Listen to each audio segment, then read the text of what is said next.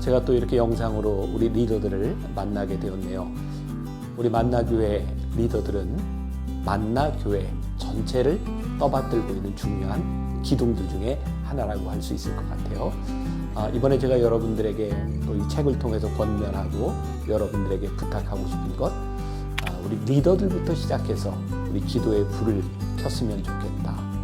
여러분들이 먼저 경험한 기도의 그 경험들이 열매들에게 이렇게 나누어질 수 있고, 그래서 한국교회, 아니 한국사회, 이 세상 모두가 힘겹게 코로나19를 지나가는 이때에 여러분들이 기도의 불을 켜서 기도의 힘과 능력을 경험할 수 있으면 좋겠습니다.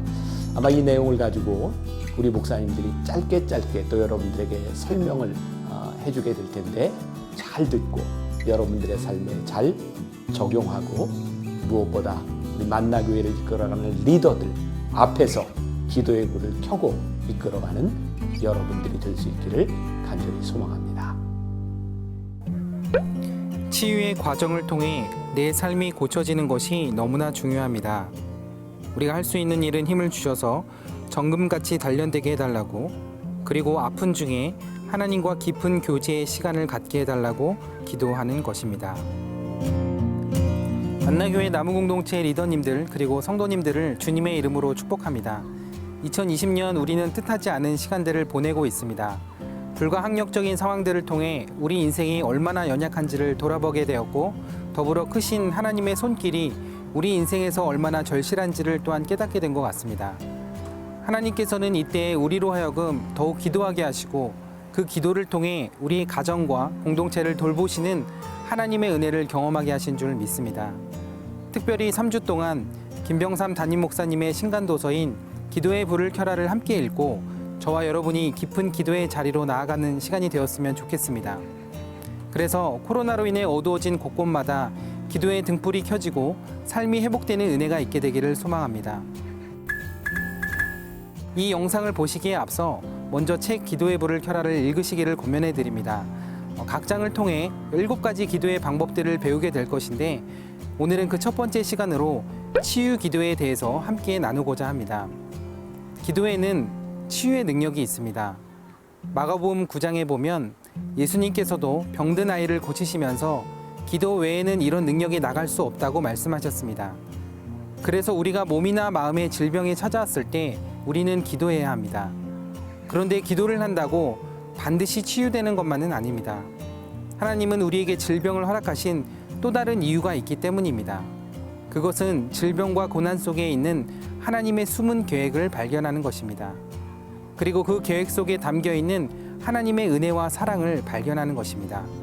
그래서 치유 기도를 할 때 잊지 말아야 할 것은 치료의 전 과정을 통해 영이신 하나님과 더욱 친밀해지는 일입니다. 그래서 치료도 중요하지만 더 중요한 것은 치료의 과정입니다.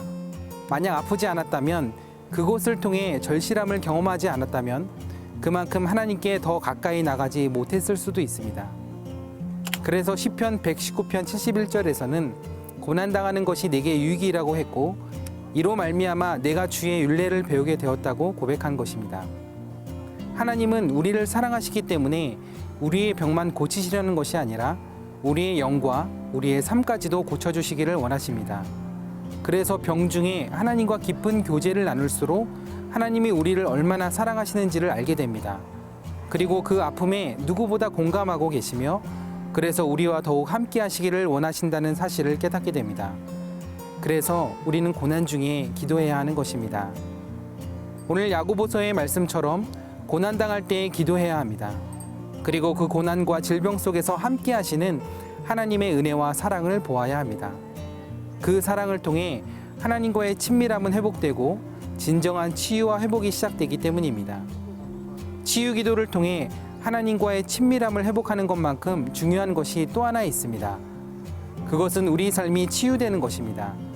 삶이 근본적으로 변화되지 않으면 병이 다시 찾아올 수밖에 없습니다.